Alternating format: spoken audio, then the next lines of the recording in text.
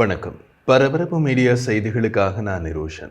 அமெரிக்க இறக்குமதி வரையிலிருந்து விடுபடுவதற்கு ஈடாக சீனாவுடனான வர்த்தகத்தை கட்டுப்படுத்த ஜனாதிபதி டொனால்ட் ட்ரம்புடனான ஒப்பந்தங்களை செய்வதற்கு எதிராக சீன அரசு பிற நாடுகளை எச்சரித்தது.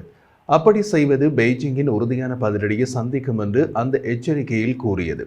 சீனாவின் வர்த்தக அமைச்சு வெளியிட்ட ஒரு அறிக்கையில் ட்ரம்பின் பெயரை குறிப்பிடாமல் ஒருவரின் தற்காலிக சுயநலத்திற்காக மற்றவர்களின் நலன்களுக்கு தீங்கு விளைவிக்கும் விதிவிலக்குகளை பெறுவது புலியுடன் அதன் தோலுக்காக பேரம் பேசுவது போன்றது என்று தெரிவித்துள்ளது. புலியுடன் பேரம் பேசுகிறீர்கள், நீங்கள் பேரம் பேசுவது அதன் தோலுக்காக என்று புலிக்கு தெரியும். அதன் பின் உங்கள் கதை என்னவாகும் என்று நீங்களே யோசித்து பாருங்கள். தென்கிழக்கு ஆசியா போன்ற பிராந்தியங்களில் உள்ள சிறிய நாடுகள் உலகின் 2 பெரிய பொருளாதாரங்களுக்கிடையே ஒரு முழு வர்த்தக போரில் நடுவில் சிக்கியுள்ளன. செங்குத்தான உயர்ந்த இறக்குமதி வரியை தவிர்ப்பதற்காக பல அரசாங்கங்கள் வாஷிங்டனுடன் ஒப்பந்தங்களை செய்யலாமா என்று யோசிக்கின்றன. அதே நேரத்தில் அந்த நாடுகள் அமெரிக்க நுகர்வோருக்கு விற்க முடியாத சீன பொருட்களுக்கு சந்தைகளை திறந்து வைக்க பெய்ஜிங்கின் அழுத்தத்திற்கும் உள்ளாகின்றன. கடந்த வாரம் வியட்நாம், மலேசியா மற்றும் கம்போடியாவில் சுற்றுப்பயணம் மேற்கொண்டு சீன ஜனாதிபதி ஷி ஜின்பிங் அமெரிக்க இறக்குமதி வரியின் அடியினை தணிக்க அருகிலுள்ள நாடுகளோடு இணைந்து பணியாற்ற தயாராக உள்ள ஒரு சக்தியாக பெய்ஜிங்கை வடிவமைத்தார். ஐரோப்பிய ஒன்றியம், கனடா, ஜப்பான் மற்றும் தென்கொரியா உட்பட அமெரிக்க நட்பு நாடுகளுக்கும் சீன அதிகாரிகள் தொடர்புகளை தீவிரப்படுத்தியுள்ளனர். ஆனால் வர்த்தக வாய்ப்புகளை விரிவுபடுத்தும் பெய்ஜிங்கின் வாக்குறுதிகள் சீனாவுக்கு எதிராக ட்ரம்ப் பக்கம் சாய்ந்துவிடக் கூடாது என்ற எச்சரிக்கைகளுடன் வந்துள்ளன. அதன் அர்த்தம், ட்ரம்பின் பேச்சை கேட்டு அந்த நாடுகள் சீன பொருட்களுக்கான வரி விதிப்பை செய்தால் சீனாவும் அந்த நாடுகளின் பொருட்களுக்கு வரி விதிப்பை அதிகரிக்கும். இது உங்கள் நாட்டிலும் எங்கள் நாட்டிலும் பொருளாதாரத்தை புரட்டி போடும். சீனாவின் வர்த்தக அமைச்சு வெளியிட்ட அறிக்கையில் எந்த ஒரு நாடும் சீனாவின் செலவில் ஒப்பந்தத்தை மாற்றுவதை சீனா ஒருபோதும் ஏற்றுக்கொள்ளாது. மேலும் பரஸ்பர எதிர் நடவடிக்கைகளை உறுதியுடன் எடுக்கும் என்று தெரிவித்துள்ளது. மொத்தத்தில் ட்ரம்ப் தொடங்கிய வர்த்தக போரில் சீனா கடைசி எபிசோட் வரை பதிலடி கொடுப்பதில் உறுதியாக உள்ளது. வலிய வந்த போரை விட்டுவிட தயாராக இல்லை. இங்கு சீனாவின் அனுகூலம் ட்ரம்ப் எல்லா நாடுகளுடனும் போர் தொடுத்துள்ளார். அதனால் எல்லா நாடுகளும் ட்ரம்ப் மீது கோபமாக உள்ளன. சீன அறிக்கையில் சர்வதேச வர்த்தகம் காட்டுமிராண்டி சட்டத்திற்கு திரும்பியுள்ளதால் பலவீனமானவர்களை வலுவான வேட்டையாடும் அனைத்து நாடுகளும் பலியாகும் என்று குறிப்பிடப்பட்டுள்ளது. ட்ரம்ப் சீனாவை தவிர மற்ற அனைத்து நாடுகளின் மீதான தனது பரஸ்பர இறக்குமதி வரி விகிதங்களை 90 நாட்களுக்கு 10% குறைத்ததிலிருந்து நிர்வாகம் ஒவ்வொரு நாட்டுடனும் ஒப்பந்தங்கள் என்று அழைப்பதை பாதுகாப்பதை நோக்கமாக கொண்ட பேச்சுவார்த்தைகளின் பரபரப்பில் நுழைந்துள்ளது. ஆனால் 185 நாடுகளில் ஓரிரு நாடுகளை தவிர மீதி நாடுகள் அமெரிக்காவும் ஓடி சென்று காலில் விழவில்லை. மாறாக அமெரிக்க துணை ஜனாதிபதி தான் இந்தியாவுக்கு சென்றுள்ளார். இதில் இந்தியா பெரிதாக செய்வதற்கு எதுவும் இல்லை. இந்தியா அமெரிக்காவுக்கு மருந்து பொருட்களை ஏற்றுமதி செய்கிறது. அந்த மருந்து பொருட்களுக்கான மூலப்பொருட்களை சீனாவிலிருந்து இறக்குமதி செய்கிறது. சீன ஜனாதிபதி ஷி ஜின்பிங்குடன் ஒப்பந்தம் செய்ய தயாராக இருப்பதாக ட்ரம்ப் பல முறை கூறி வருகிறார். ஆனால் ட்ரம்பிடம் இருந்து கூடுதல் உத்தரவாதம் இல்லாமல் பேச்சுவார்த்தையில் ஈடுபட பெய்ஜிங் தயக்கம் காட்டி வருகிறது. சீன அதிகாரிகள் தெளிவான கோரிக்கைகள் இல்லாததால் ஒதுங்கி நிற்கிறார்கள். மேலும் சீன அரசியல் ஆய்வாளர்களின் கூற்றுப்படி ட்ரம்ப் என்ன விரும்புகிறார் என்று தெரியாமல் பேச்சுவார்த்தைகளை தொடங்க ஷி ஜின்பிங் விரும்பவில்லை. தவிர ட்ரம்பின் சுபாவம் மற்ற நாட்டு தலைவர்களை அவமரியாதை செய்யும் குணம் சீன ஜனாதிபதி ஷி ஜின்பிங்கை ட்ரம்புடன் பேசுவதில் இருந்து விலக்கி வைத்துள்ளது.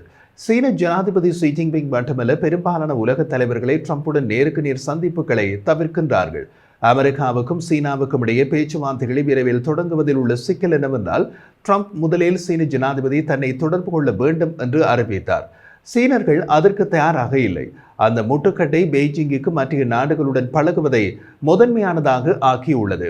ஷாங்காய் ஃபுடான் பல்கலைக்கழகத்தின் அமெரிக்க ஆய்வு மையத்தின் துணை இயக்குனர் ஜாவோ மிங்காவோ கூறிய போது, ஐரோப்பா, ஜப்பான் மற்றும் தென்கிழக்கு ஆசிய நாடுகளுடன் வர்த்தக பேச்சுவார்த்தைகளில் ஈடுபடுவதற்கு சீனா தனது ஆற்றலை அர்ப்பணித்துள்ளது என்று கூறினார்.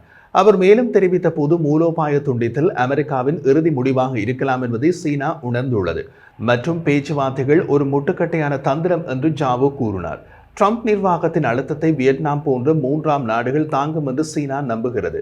பெய்ஜிங்கின் சிரமம் என்னவென்றால், பல நாடுகள் அமெரிக்காவா சீனாவா என்ற பக்கங்களை தேர்ந்தெடுக்க விரும்பவில்லை. அமெரிக்காவில் கம்ப்யூட்டர் சிப்கள் முதல் கார்கள் வரை அனைத்தையும் தயாரிப்பதற்கு பெருமளவான பணத்தை வாரி வழங்குவதாக சபதம் செய்த நிறுவனங்களை பாராட்டி அமெரிக்காவுக்கு உற்பத்தி திரும்புதல் என்று ஜனாதிபதி டொனால்ட் ட்ரம்ப் மீண்டும் மீண்டும் கூறி வருகிறார். ஆனால் அறிவிப்புகளை வெளியிடுவது எளிது. அமெரிக்காவில் முதலீடு செய்ய நிறுவனங்களும் பிற நாடுகளும் ஏன் முடிவு செய்ய வேண்டும்? ஜனவரி 20ஆம் தேதி ட்ரம்ப் பதவியேற்ற சில வாரங்களிலேயே பல நட்பு நாடுகளுக்கு அமெரிக்கா நம்பகமான பங்காளியாக இருந்த நிலை மாறி குழப்பம் மற்றும் சந்தேகத்தின் ஆதாரமாக மாறியது. ஐரோப்பிய ஆணையத்தின் தலைவர் உர்சுலா வான் டெர் லேயன் ஜெர்மனியில் ஒரு செய்தி நிறுவனத்திடம் கூறியதை விட வேறு யாரும் இதை அப்பட்டமாக சொல்லவில்லை. வேறு வார்த்தைகளில் கூறுவதானால் உலகத்தில் உள்ள ஒரே வர்த்தக விளையாட்டு அமெரிக்கா அல்ல என்று அவர் கூறினார். அவர் மேலும் கூறிய போது, நிச்சயமாக அமெரிக்கா கிட்டத்தட்ட $30 டிரில்லியன் மொத்த உள்நாட்டு உற்பத்தியுடன் உலகின் மிகப்பெரிய பொருளாதாரமாக உள்ளது. ஆனால் உலகின் நம்பர் 2 பொருளாதாரமான சீனா உலக வங்கியின் கூற்றுப்படி சுமார் $18 டிரில்லியன். ஐரோப்பிய ஒன்றியத்தின் பொருளாதாரத்தின் மொத்த மதிப்பு சுமார் 17 டிரில்லியன் யூரோ அல்லது சுமார் $19 டிரில்லியன். அமைப்பில் 106 உறுப்பினர்கள் உள்ளோம். அமெரிக்க வர்த்தகம் உலக வர்த்தகத்தில் 13% மட்டுமே. அதாவது உலக வர்த்தக அமைப்பின் மற்ற உறுப்பினர்களுக்கிடையே 87% உலக வர்த்தகம் நடக்கிறது என்று உலக வர்த்தக அமைப்பின் தலைமை இயக்குனர் என்கோசி ஒகோன்ஜோ இவேலா தெரிவித்தார். இதனால் ட்ரம்பின் அமெரிக்காவை மற்றும் அதன் கொள்கைகளை விட்டு வெளியே வந்து உலகம் தனது இயல்பு வாழ்க்கையை நடத்த முடியாதா என்று அவர் கேட்டார். இந்த கேள்விக்குத்தான் உலகின் பல நாடுகளும் வந்துள்ளன. ட்ரம்ப் இதுவரை அலுமினியம் மற்றும் ஸ்டீலுக்கு 25% இறக்குமதி வரி விதித்துள்ளார். மெக்சிகோ மற்றும் கனடாவிலிருந்து தடையற்ற வர்த்தக உடன்படிக்கைக்கு இணங்காத பொருட்களுக்கு 25% இறக்குமதி வரி. சீன இறக்குமதிகள் மீது பெரிய 145% வரி. கார்கள் மீது 25% இறக்குமதி வரி. வாகன உதிரி பாகங்களுக்கு தனி இறக்குமதி வரி பிற்காலத்தில் வரும். மற்றும் அனைத்து அமெரிக்க இறக்குமதிகள் மீதும் 10% அடிப்படை இறக்குமதி வரி. தொடர்ந்து மாறிவரும் அமெரிக்க ஆடுகளும் வர்த்தகங்கள் மற்றும் நாடுகளுக்கு புதிய கொள்கைகளுடன் போராடுவதை இன்னமும் கடினமாக்கி உள்ளது. தற்போது அமலில் உள்ள இறக்குமதி வரி உலகளாவிய பொருளாதார வளர்ச்சியினை கணிசமாக குறைக்கும் என்று மூடிஸ் ரேட்டிங் சமீபகால அறிக்கையில் தெரிவித்துள்ளது. அதற்கு அமெரிக்காவை ஒதுக்கி வைத்துவிட்டு மற்ற நாடுகள் தமது வர்த்தகங்களை தொடர வேண்டும் என்று கூறியுள்ளது. இன்று அமெரிக்காவில் சீனாவிலிருந்து வந்த மலிவான பொருட்கள் விலை 2 மடங்காக உயர்ந்துள்ளதாக உள்ளன. நிறுவனங்களும் தனிநபர்களும் சீப் மேக்கர் என்விடியா முதல் விமான தயாரிப்பாளர் மற்றும் அமெரிக்காவின் முன்னணி ஏற்றுமதியாளரான போயிங் வரை டேமோ மற்றும் ஷீன் ஆகியவற்றில் மலிவான ஆடைகள் அல்லது ஒப்பனை பொருட்களை வாங்குபவர்கள் வரை நிஜ அமெரிக்காவில் விளைவுகளை பார்க்கிறார்கள். ட்ரம்பின் முதல் நிர்வாகத்தின் போது அமெரிக்காவுடனான வர்த்தக போரில் இருந்து சீனா அதன் பங்குக்கு அமெரிக்காவுக்கு அப்பால் தனது வர்த்தக உறவுகளை பன்முகப்படுத்தி வருகிறது. அமெரிக்காவுக்கான சீனாவின் ஏற்றுமதி 2018ஆம் ஆண்டில் அதன் மொத்த வெளிநாட்டு ஏற்றுமதியில் 19.2% இருந்து 2024ஆம் ஆண்டு 14.7% குறைந்துள்ளது என்று சீனாவின் தேசிய புள்ளியியல் பணியகத்தின் துணை இயக்குனர் ஷெங் லாயுடன் புதன்கிழமை ஒரு செய்தியாளர் மாநாட்டில் தெரிவித்தார். சீன ஏற்றுமதியில் 14.7% இழப்பு சீனா என்ற நாட்டை மூழ்கடிக்கப் போவதில்லை. ஆனால் அமெரிக்கா என்ற நாட்டின் ட்ரம்ப் அனைத்து நாடுகளுக்கும் வரி விதிப்பை அறிவித்துள்ளார். கடந்த வாரம் மலிவான பொருட்கள் மற்றும் வர்த்தக ஓட்டங்கள் தொடர்பாக எப்போதாவது கடந்த காலங்களில் முரண்பட்டிருந்தாலும் பெய்ஜிங் ஐரோப்பிய ஒன்றியத்துடன் வர்த்தகத்தை வலுப்படுத்த முயற்சிப்பதாக ராய்ட்டர்ஸ் கடந்த வாரம் தெரிவித்தது. வியாழக்கிழமை ஒரு நிருபர் கேட்டதற்கு சீனா அமெரிக்க நட்பு நாடுகளுடன் இணக்கமாக இருப்பதை பற்றி கவலைப்படுகிறீர்களா என்று ட்ரம்ப் சாத்தியத்தை மறுத்தார். இல்லை என்றார். எங்களுடன் யாரும் போட்டியிட முடியாது, யாரும் இல்லை. ஆனால் அமெரிக்காவிடம் இருந்து விலகுவதில் சீனா மட்டும் இல்லை. ட்ரம்பின் இறக்குமதி வரி கொள்கையினை புறக்கணிப்பதற்காக பல கெனடியர்கள் ஏற்கனவே அமெரிக்காவுக்கான பயணங்களை ரத்து செய்துள்ளனர். அமெரிக்க பொருட்களை புறக்கணிக்கிறார்கள். இது 185 நாடுகளில் தொடரும் என்று எதிர்பார்க்கலாம்.